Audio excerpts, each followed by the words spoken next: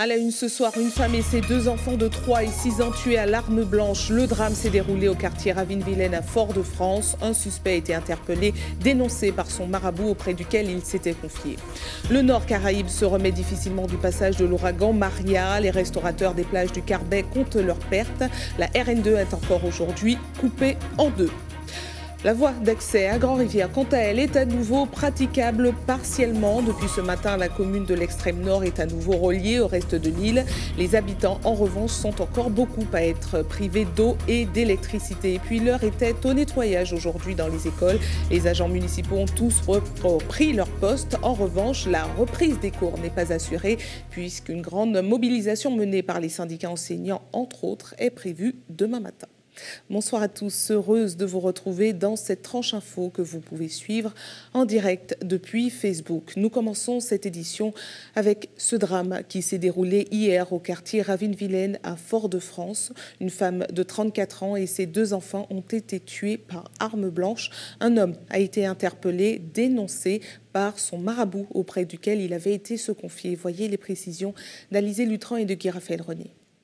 C'est ici, dans ce bâtiment, qu'auraient donc été retrouvés les corps de cette mère et de ses deux enfants.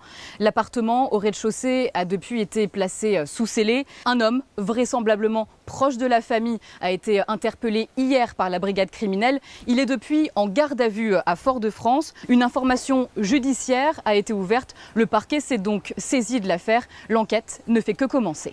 Le procureur de la République a livré cet après-midi les derniers éléments rocambolesques de l'enquête. Hier matin, en début de matinée, une personne se présentant comme étant marabout s'est présentée au commissariat de police de Fort-de-France et a alors indiqué qu'un individu s'était présenté à lui le matin même, aux environs de 9 h, en précisant qu'il venait de tuer sa compagne et qu'il faisait appel à lui afin qu'il fasse de la magie pour faire en sorte que les services de police ne puissent découvrir qu'il était l'auteur de ce meurtre. Le présumé coupable, un Saint-Lucien, aurait donc tué sa compagne et les deux garçons de cette dernière, respectivement âgés de 3 et 6 ans.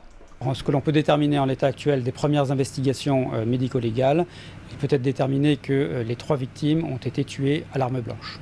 La garde à vue de l'individu en question a été prolongée jusqu'à demain 15 h. Cette affaire dramatique n'a pas fini de livrer ses secrets. Dans le reste de l'actualité, la commune de Grand-Rivière s'est remise doucement aujourd'hui du passage de l'ouragan. Après avoir été coupée du reste de l'île près de 2 jours, la vie reprend son cours, mais sans eau ni électricité.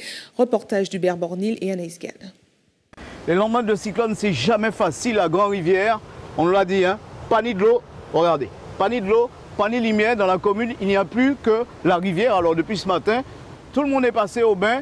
Et puis, il y a ceux qui ne sont pas contents, évidemment, de cette situation assez récurrente, d'ailleurs, dans la commune concernant l'eau. Lorsque l'eau ne sort pas du robinet à Grand-Rivière, le système D, c'est naturellement le bain à la rivière. Sur la route, nous avons croisé aussi des personnes venues prendre des nouvelles de leurs parents. Il n'y a pas d'eau, apparemment, mais comme je vais revenir plus tard pour lui emmener de l'eau, tout ce qui s'ensuit, quoi. Une fois entré dans le centre-bourg, on se rend compte qu'un sujet alimente pratiquement toutes les discussions, les coupures d'eau potable. Je n'ai trouvé que Grand-Rivière, nous pas pour manger de l'eau et puis la rivière nous n'y a. Dès pour la pluie tomber, nous pas ni de l'eau.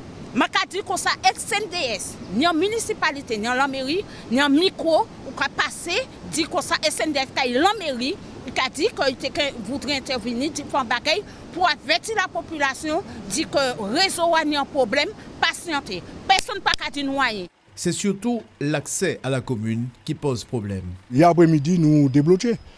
Je pense que la route là débarrée. On ne pas même en bas, on devait arriver. La ligne, c'est l'auto, c'est là seulement. Le plus important, c'est la route. Vous avez vu comment là on se trouve, la falaise comme elle est. Et je disais à un ami tout à l'heure, je me battrai beaucoup pour cette route, pour avoir enfin une route digne de ce nom. Parce qu'on n'a qu'une route d'entrée, une voie de secours. Et de sortie aussi. Donc, à la moindre pluie, Grand-Rivière est bloquée. Pas facile la circulation aux abords de Grand-Rivière à cause des nombreux travaux, notamment ceux liés au confortement de la falaise. Le danger est permanent, mais les équipes se veulent rassurantes. On essaye de protéger cette route contre les risques de chute de blocs suite au cyclone qu'il y a eu il n'y a pas très longtemps. Donc qui ont ravagé un ouvrage qui était à la base ici, donc un écran par pierre qui servait justement à retenir les blocs de pierre au cas où lors de chute de pierre, mais sauf qu'il y a eu beaucoup de masse instable et ça a plié un peu cet ouvrage. Voilà à peu près le point que l'on pouvait faire sur la situation ici à Grand-Rivière. Et même lorsque l'eau vient à manquer ou l'électricité coupée, il reste encore la beauté du paysage. Et à la Dominique, le bilan a été beaucoup plus désastreux. Un avion de reconnaissance de l'Agence caribéenne de gestion d'urgence des catastrophes a survolé l'île. Des images aériennes qui témoignent déjà de dégâts considérables. Un premier bilan fait état de 6 morts sur l'île, un chiffre qui pourrait rapidement grimper une fois que les premiers déblaiements auront commencé. 70 à 80% des constructions seraient touchées et pour l'heure, les pistes d'aéroport sont impraticables. Voilà, donc il s'agit de 7 morts, et non 6 morts qui ont été recensés sur l'île. Un passage meurtrier également en Guadeloupe qui, je vous le rappelle, compte 2 victimes. La ministre des Outre-mer est arrivée sur place hier soir pour constater les dégâts aux côtés des élus locaux.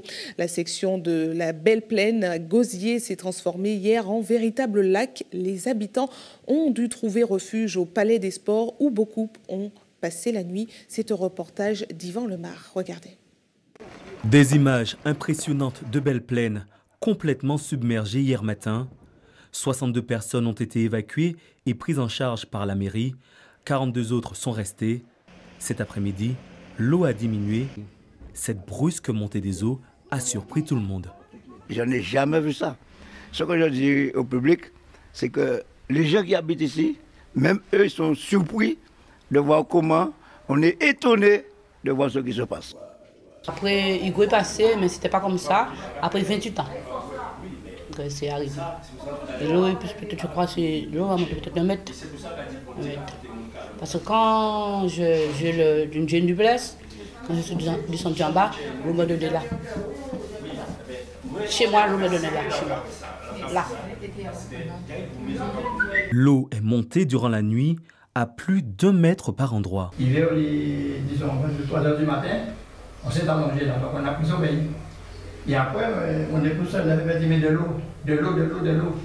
Alors on s'est réveillé, puis le temps que nous dépêchons pour aller chamailler des choses qui étaient là, on pouvait les garder. Bon, maintenant, il est temps de sauver les matelas. La plupart des habitants a tout perdu. Un véritable traumatisme. Je suis très stressée et je suis très dégoûtée parce qu'on n'a encore vu personne venir nous voir pour le monsieur qui vient de passer là. Et puis, seul jour, les pompiers qui sont venus nous chercher en bateau. Et puis, ils nous ont mis au bord de la route sur le monde et puis c'est tout. On n'a pas de couragement, on n'a rien. Franchement, cher monsieur, je reviens d'une maladie qui s'appelle rupture d'anévrisme et hémorragie cérébrale. Alors, imaginez la situation pour moi. Je n'ai pas d'autres mots. Il n'y a que ça que je peux dire. Imaginez la situation, l'angoisse, et tout ce, voir ma maison avec tout ce qui est dedans, partir comme ça. La scène est tellement à recommencer, mais bon. L'avenir nous dira le reste et on fera comme on peut. Pour le moment, l'heure est au nettoyage. Selon la mairie, une réunion avec l'ensemble des sinistrés est prévue au local de l'association de Belle Plaine dès la fin de la décrue. Restez avec nous à suivre dans un instant. Nous ferons le point sur la rencontre qui s'est tenue hier entre la ministre des Outre-mer et le collectif pour la Guyane décollée.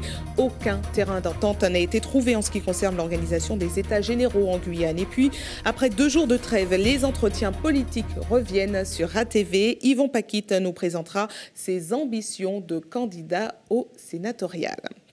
Mais avant, faisons le point sur la situation des établissements scolaires de l'île. Tôt ce matin, les agents municipaux des différentes communes ont repris leur poste pour tout nettoyer. À Tartane, il a fallu enlever la boue et les différents débris. Sandrine Claude s'est rendue sur place. Regardez. Depuis 5 heures ce matin, le personnel est sur le pont. Après le passage de l'ouragan Maria, il faut tout remettre en état.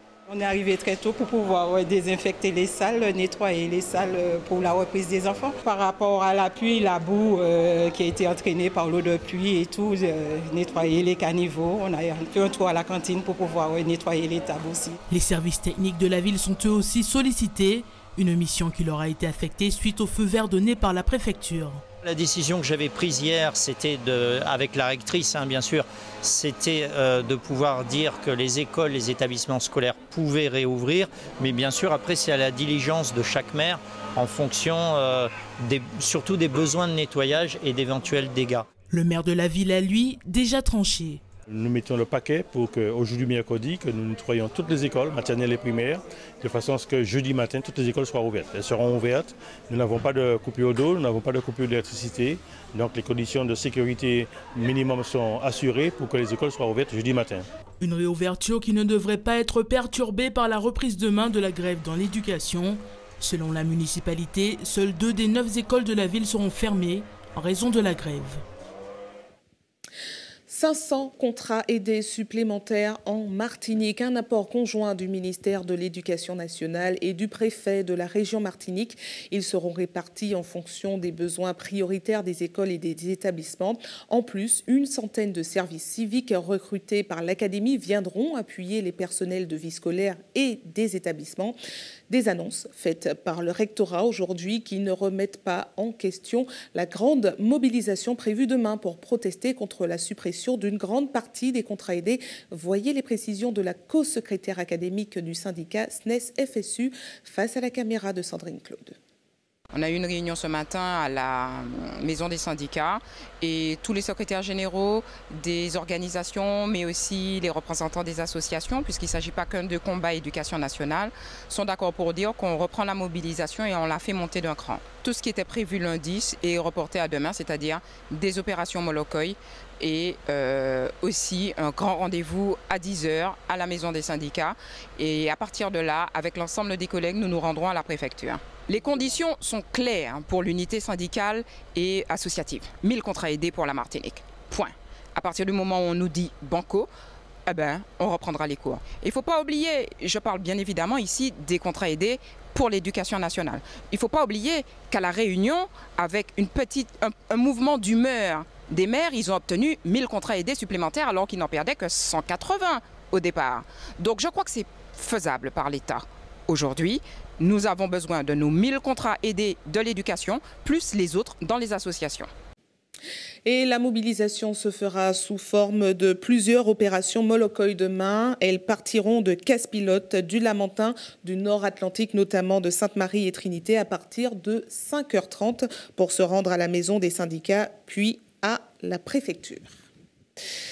Direction la Guyane maintenant, où la ministre des Outre-mer était encore sur place hier. Elle a rencontré le collectif pour la Guyane décollée pour discuter des accords de Cayenne. Les négociations n'ont pas abouti puisqu'aucun terrain d'entente n'a été trouvé sur l'organisation des États généraux en Guyane. Reportage de Jonathan Lariot. La réunion du comité de suivi d'hier a sans aucun doute divisé. Après 3 heures d'échange avec les principaux acteurs du monde socio-économique et politique guyanais, des tensions ont émergé sur un sujet, la présence de la Guyane aux Assises des Outre-mer. Événement durant lequel la ministre prévoit d'aborder avec plus de profondeur les accords de Guyane, mais ce genre de déclaration est loin de faire l'unanimité, car le collectif pour la Guyane décollée à la tête des mouvements sociaux d'il y a 5 mois quitte la salle en signe de protestation. Les Assises de l'Outre-mer, c'est le ministère des Outre-mer. Les États généraux de Guyane, ce sont les Guyanais. Nous avons dit que ces États généraux vont être ouverts sous la houlette du Congrès des élus de Guyane et que tous les partenaires dans le pays seront associés. On veut nous proposer autre chose. La ministre nous dit aujourd'hui, oui, avec les Assises de l'Outre-mer, on va avoir des choses concrètes. Mais construire des lycées pour la Guyane, c'est des choses concrètes. On l'a dit là le 28 mars. Construire des écoles supplémentaires, c'est des choses concrètes. Désenclaver le territoire, c'est des choses concrètes. Donc on ne voit pas, on ne peut faire plus concret que ce que nous avons présenté et proposé à la population guyanaise et qu'elle a acté et entériné. En 2009, le président Nicolas Sarkozy avait lui-même organisé les États généraux des Outre-mer. Mais la démarche n'avait pas eu l'effet escompté car sur les 137 mesures prises par l'État, bon nombre d'entre elles sont restées inappliquées. Le président Rodolphe Alexandre, lui, est optimiste. Les Assises des Outre-mer peuvent être une réelle opportunité pour le département. Je ne conçois pas qu'on puisse pratiquer la politique de la chaise vide à l'occasion des assises territoriales où nous sommes invités par l'État. Il appartient à l'État, dans ses assises territoriales, de se prononcer sur les dotations globales qui sont accordées aux collectivités, tant communales, EPCI, CTG. Il appartient à l'État de se prononcer sur la politique à long terme concernant l'énergie, concernant la transition énergétique, concernant les transports, le désenclavement. Donc ce sont des points sur lesquels, quel que soit l'élu, quelle que soit la société, le citoyen, il faut qu'il aille l'écouter. Pratiquer la politique de la chaise vide, c'est s'enfermer. Mais pour la ministre, le message est clair, c'est à travers ces assises que peuvent être ouvertes de plus amples discussions sur les points manquants, tels que les 2,1 milliards d'euros demandés par le collectif et inscrits au journal officiel du gouvernement suite à la signature des accords de Guyane. Mais la décision est loin d'être accueillie à bras ouverts. Les collectifs entendent interpeller le président de la République lors de sa venue le mois prochain. Revenons sur le bilan du passage de l'ouragan Maria en Martinique. Le réveil a été difficile dans le nord Caraïbes. Certaines routes sont encore impraticables, comme la RN2 au niveau du Carbet. Quant aux restaurants installés sur les plages de la commune, ils ont été dévastés, comme ont pu le constater Alizé Lutran et Guy Raphaël René. La terrasse de ce restaurant bien connu a littéralement été détruite par la mer. Seul un cocotier supporte encore ce qu'il reste de la structure qui menace de s'écrouler à tout moment. Le gérant va devoir tout reconstruire. La structure n'a plus d'ancrage au niveau de la plage. Donc vu qu'elle est liée à l'ensemble de la structure, on est obligé de complètement la démonter pour assurer une sécurité à notre clientèle et aussi à mes collaborateurs. Donc on sera obligé de vraiment tout casser et tout recommencer. Les dégâts se chiffrent entre 30 et 40 000 euros à peu près. Ça va prendre au moins 15 à 30 jours à pouvoir remettre la structure en ordre. Le restaurant d'à côté, lieu de détente et de fête, n'a pas résisté à la force de la houle et a été rayé de la carte. Un peu plus loin dans le bourg, Alex Ange, restaurateur lui aussi, a eu un peu plus de chance, mais il a frôlé le pire. J'ai eu un mètre d'eau dans la salle que j'ai pu nettoyer hier par mes propres moyens avec une jeune fille qui est venue m'aider. Nous étions que deux avec ses deux enfants. Et de là, jusqu'à maintenant, je continue à évacuer la boue. Les vagues sont arrivées par surprise. Ça nous a surpris dans la nuit. Et Dieu merci, j'étais là-haut dans ma maison et c'est ça qui m'a quand même sauvé, quoi. Les habitants de la commune subissent eux aussi les répercussions du cyclone. Impossible pour l'heure d'emprunter la nationale 2 qui relie le Carbet à Saint-Pierre. La houle a laissé derrière elle un amoncellement de gravats. Pour le maire de la ville, l'heure est à l'évaluation des dégâts. Il reste à déblayer tous les cailloux, tous les grosses roches qui ont envahi la route. La route a résisté en elle-même, hein. Donc à déblayer la route, et dès qu'elle sera déblayée et enlever aussi les fils électriques, hein, n'est-ce pas, par question de sécurité, ce sera rétabli. Toutes les voitures passent par la route dite la route de la découverte, avec les inconvénients que cela pose, puisque les poids lourds et les bus scolaires passeront, ils auront des difficultés à se croiser. Et donc aujourd'hui, nous faisons le maximum avec la CTM et les techniciens qui travaillent beaucoup. Des dégâts qui ne seront pas sans impact pour l'économie déjà fragile des communes du Nord. Cela impacte tout le littoral, hein, les Carriers, etc., hein, Prêcheurs, Morne-Rouge, Saint-Pierre. Et donc cela a un impact économique très très fort. Hein. Je crois qu'il faut savoir que cette RN2, c'est aussi un axe principal, un axe qui détermine le poumon économique du littoral. Nous sommes en train de chiffrer les dégâts et cela nous permettra d'aller plus loin et de demander à l'État aussi d'intervenir. La municipalité espère rétablir la circulation sur la RN2 dès vendredi. En attendant, la vie reprend peu à peu son cours.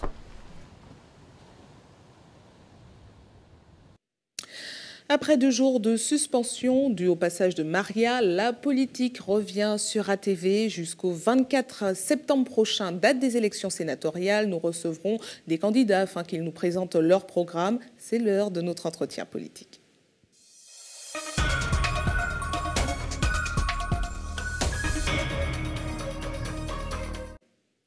Il est président du conseil d'administration du CHU de Martinique et d'Odissi, adjoint à la mairie de Fort-de-France. Il a pris congé du PPM après s'être présenté contre l'avis de son parti. Yvon Paquit est notre invité du jour. Avant de le recevoir, je vous propose de découvrir son portrait réalisé par Guillaume Bacoul. Comme un symbole, Yvon Paquit s'est présenté le premier en préfecture afin d'officialiser sa candidature. Lancé dans la course au sénatorial malgré une défaite qu'il conteste face à Catherine Conconne lors du vote du parti progressiste martiniquais, le membre de longue date du PPM a même préféré se mettre en congé du parti afin de répondre à l'appel du Sénat. Désormais, il se considère comme un homme libre. Ce qui est important, c'est l'investiture démocratique des grands électeurs. Je pense que la Martinique se trouve dans une situation telle qu'il faut éviter de s'enfermer dans des querelles subalternes et dans des chapelles. Le moment est venu que tous les Martiniquais, d'où qu'ils viennent et quels qu'ils soient, se rassemblent pour véritablement travailler dans le sens de l'intérêt général. C'est ce que j'appelle l'ouverture. D'ailleurs, il y a une vieille formule de Césaire qui le rappelle. Il faut toujours choisir le plus large contre le plus étroit. Et le plus large, c'est le rassemblement de toutes les bonnes volontés. C'est le prolongement d'un parcours politique qui remonte déjà à quelques années et que l'essentiel de l'argument, c'est que j'ai accumulé les expériences nécessaires pour représenter dignement et en toute probité la Martinique. Président des conseils d'administration du CHUM et d'Audici, premier adjoint à la mairie de Fort-de-France. Comme d'autres, Yvon Paquette veut défendre les intérêts des collectivités locales au Sénat. Un discours taillé pour des grands électeurs qui pour beaucoup évoluent comme lui au sein des conseils municipaux, mais aussi à la CTM. Pourtant, le candidat se défend de toute démagogie. Son histoire politique, entamée auprès d'Aimé Césaire à la ville de Fort-de-France, en est selon lui le témoin. Depuis déjà 1995, depuis la mandature que j'ai effectuée avec Aimé Césaire comme membre du conseil municipal de la ville de Fort-de-France, depuis cette date jusqu'à aujourd'hui, je m'occupe des services publics locaux. Des services publics locaux et notamment de l'eau, de l'environnement et de la santé. Je me suis spécialisé dans ces questions-là. Or, je vous l'ai dit tout à l'heure, ce sont des questions qui relèvent, n'est-ce pas, de la mission du Sénat, qui est de représenter les collectivités locales, donc les services publics locaux. Donc tout mon itinéraire, tout mon parcours politique s'inscrit dans cette dynamique-là. Épaulé d'une équipe resserrée et de sa suppléante, l'iléenne Nathalie Gratte, Yvon Paquette croit en la réussite de son pari. En cas d'échec, les retrouvailles au sein du PPM et au-delà de l'Alliance Ensemble pour une Martinique nouvelle risquent d'être salées. Des retrouvailles qui risquent d'être salées. Yvon Paquette, bonsoir. Bonsoir. Merci à vous d'avoir accepté notre invitation. Eh bien, c'est à moi de vous remercier. Alors, quelles sont vos relations à l'heure où nous parlons avec le PPM? Vous me permettrez, n'est-ce pas, de profiter de votre antenne pour exprimer toute ma solidarité aux communes du Nord durement touchées par l'ouragan Maria. Et d'ailleurs, ma solidarité avec nos frères et sœurs de la Dominique et de la Guadeloupe. Bien sûr. Et bien sûr, je reviens également sur Saint-Martin, Saint-Barthélemy, qui ont beaucoup souffert, n'est-ce pas, de l'ouragan Irma. Merci. Donc, vous m'excuserez d'avoir... Non, mais il n'y a aucun souci, Tout merci, c'est tout à votre honneur. Oui. Alors maintenant, dites-nous, quelles sont vos relations aujourd'hui, ce soir, avec le PPM? Alors, ce n'est pas le sujet. Le sujet aujourd'hui, c'est tout simplement le contact que j'ai établi déjà depuis plusieurs jours, plusieurs semaines, avec les grands électeurs. Oui, mais vous étiez membre du PPM. En fait, on veut quand même savoir quel est votre statut. Vous êtes sans étiquette. Je suis sans étiquette, je l'exprime très clairement. Ça veut dire que je me présente librement dans une opération de démocratie vraie. C'est-à-dire que je me présente devant les grands électeurs, qui sont donc membres des conseils municipaux des communes, et par conséquent, il leur appartiendra de faire le bon choix pour l'intérêt général du pays. Alors, le congé que vous avez pris auprès du PPM, est-ce qu'il est définitif ou c'est le temps des sénatoriales? Un congé porte bien son nom. Ce n'est pas une démission pour l'instant, donc on s'en tient à cela.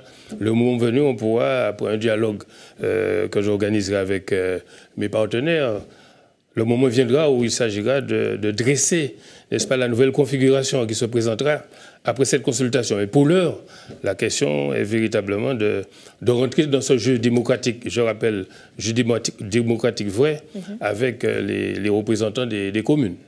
Alors, vous l'avez déjà répété plusieurs fois sur les autres médias, vous vous présentez contre l'avis de votre parti parce que vous contestez les élections.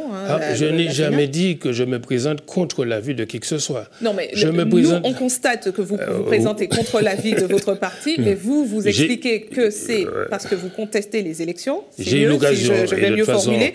Alors, nous n'y reviendrons pas. J'ai eu l'occasion d'expliquer très clairement les raisons de ma démarche. Je ne viens contre qui que ce soit. Je viens tout simplement pour défendre les intérêts du pays, les intérêts de la Martinique, qui se situent d'ailleurs dans le droit fil de mon parcours politique. Alors la question se pose quand même. Si les membres de votre propre parti ne vous ont pas élu, qu'est-ce qui vous fait dire que les grands électeurs, eux, voteront pour vous? Parce que c'est tout à fait différent. Et à le parti d'un côté, vous savez, un conseil municipal, notamment le conseil municipal de la ville de Fort-de-France, vous savez ce qu'est son intitulé? Liste des progressistes et des démocrates. Autrement dit, les conseillers municipaux de la ville ont une légitimité, n'est-ce pas, qui leur vient d'un vote de l'élection municipale de 2014. Et que vous disent les grands électeurs que vous rencontrez? Et par conséquent, les élus du conseil municipal doivent tenir compte de la légitimité populaire que vous disent les grands électeurs que vous rencontrez? Eh bien, les retours sont extrêmement encourageants. Comme tous les candidats, visiblement. Tous les candidats disent la même chose. Je ne parle que de moi. Je ne peux pas parler au nom des autres candidats. Mes contacts sont tout à fait encourageants, beaucoup d'encouragement, et je suis persuadé que le résultat sera tout à fait à mon avantage. Alors, sur votre CV, vous vous présentez en rappelant que vous êtes président des conseils d'administration d'Odyssey et du CHUM, le CHU de Martinique, deux des institutions dont on ne parle pas souvent en bien. Je rappelle que de nombreux mouvements de grève avaient touché le CHU de Martinique, et puis à Odyssey, il y a eu des soupçons de fraude, mais même si vous n'êtes pas concerné vous-même. Alors, est-ce que vous pensez présenter un bon CV aux grands électeurs? C'est extrêmement important. Depuis déjà plus de 15 ans, même plus de 20 ans, je m'occupe des services publics locaux. J'ai un seul mandat. Donc je suis pour la règle du seul mandat, c'est le mandat municipal. Donc je n'ai, n'est-ce pas, occupé aucun autre mandat. Et c'est dans le cadre de ce mandat municipal, quand je m'occupe de l'eau, c'est une mission que m'avait confiée Aimé Césaire à l'époque, je m'occupe de l'eau, de la santé et de l'environnement. Ce sont des questions extrêmement sensibles, extrêmement difficiles. Odyssey se porte très bien. Odyssey se porte très bien. Et son image est même reconnue au plan hexagonal, même au plan... On rappelle quand même qu'il y a eu des soupçons de fraude. Mais dans toute entreprise, il y a toujours des péripéties. Mais en tout cas, globalement, dans la distribution de l'eau, dans la gestion de l'eau en Martinique, Odyssey, c'est la structure qui présente l'image la plus forte, la plus pertinente, la plus efficiente. Et je suis d'ailleurs fier, n'est-ce pas, de cette structure qui remplit très largement ses obligations en direction des populations. Et en tant que président au sein du CHUM, vous trouvez que vous avez un bon bilan? Vous trouvez que le travail que vous avez déjà effectué jusque-là est un bon bilan à présenter auprès des grands électeurs? Écoutez, la santé, c'est une compétence d'État. C'est-à-dire que je préside le conseil de surveillance, qui porte bien son nom. Je surveille la gestion du CHU, qui est dirigée par un directoire. Le directeur du CHU dépend de l'ARS, mais dépend du ministère de la Santé. Et notre rôle est de faire en sorte que les orientations qui sont prises, n'est-ce pas, qui sont mises en œuvre dans cette structure, correspondent aux enjeux sanitaires de notre pays. Bien évidemment, les choses ne sont pas simples. Je me bats depuis des années et je continue de le faire dans le cadre, n'est-ce pas, de faire en sorte que notre modèle hospitalier, nos hôpitaux, atteignent une forme en rapport avec leur vocation et en rapport, bien évidemment, avec leur mission. C'est ça notre objectif, et je le fais déjà, bien évidemment, rien n'est simple. Vous savez que la situation sanitaire de la Martinique constitue l'une des questions essentielles, n'est-ce pas, auxquelles la Martinique se trouve aujourd'hui confrontée, et je suis fier de mener ce combat-là dans le sens des intérêts de notre pays. Très bien, donc c'était ma question. Est-ce que vous êtes fier de votre bilan? Il y a encore beaucoup à faire. Il y a encore beaucoup à faire. Je vous dis, c'est l'une des questions essentielles, n'est-ce pas, auxquelles les Martiniquais devraient évidemment, n'est-ce pas, se mobiliser. Et j'appelle bien évidemment une mobilisation. Après l'élection, on verra. J'appelle d'ores et déjà une mobilisation de toutes les forces martiniquaises, de tous les partis, de tous les élus, pour véritablement que nous puissions ensemble définir un modèle hospitalier qui soit bien évidemment en rapport, je le répète, avec les enjeux sanitaires de notre pays. Très bien. Votre fonction à la tête du conseil d'administration ne permettait pas de travailler suffisamment? Si, nous travaillons suffisamment. Nous faisons, c'est grâce à notre travail d'ailleurs que nous maintenons cette structure en état de fonctionnement. Il faut d'ailleurs saluer le sens du service public des professionnels qui travaillent dans cette structure. Il faut rendre hommage également aux syndicats, aux organisations syndicales, aux représentants du personnel. Les questions à traiter sont très difficiles, mais enfin, nous y attenons et je crois que nous parviendrons dans les années qui viennent, je répète, avec la mobilisation de tous, à faire en sorte que notre système hospitalier soit sensiblement amélioré. Très bien, on espère tous, effectivement. Alors, quels sont les projets que vous avez l'intention de défendre si vous êtes élu? Alors, ce qu'il convient de dire, c'est que le Sénat est la représentation des collectivités locales, des communes en particulier. Et par conséquent, un sénateur aura comme mission de travailler en étroite liaison avec les communes et faire en sorte qu'avec les communes soient définies les priorités concernant les projets des territoires martiniquais. Je pense qu'il n'est pas bon que nous venions devant les communes pour leur dire voici nos projets. Ce n'est pas ainsi que nous concevons les choses. Il faut que nous puissions, avec les communes, avec qui j'envisage de maintenir des liens opérationnels permanents pour que nous puissions ensemble définir les priorités, définir les combats stratégiques et faire en sorte que les territoires, n'est-ce pas, progressent, se développent dans le sens des intérêts des habitants de ces territoires. Et par conséquent, je l'ai répété, depuis déjà plus de 20 ans, je me consacre aux services publics locaux. Le Sénat étant la représentation des services publics locaux, donc les communes, par conséquent, je suis dans la droite ligne, n'est-ce pas, de toutes ces expériences que j'ai accumulées déjà depuis de nombreuses années, expériences que je vais mettre encore au service des Martiniquaises et des Martiniquais. Merci à vous d'avoir répondu à nos questions. Et je rappelle que les entretiens politiques continuent sur ATV. Demain, nous recevrons Catherine Conconne et Maurice Bonté. Et c'est la fin de votre journal local et régional. Place tout de suite à l'actualité nationale et internationale avec nos confrères de BFM TV. Je vous retrouve juste après pour le rappel des titres. À tout de suite.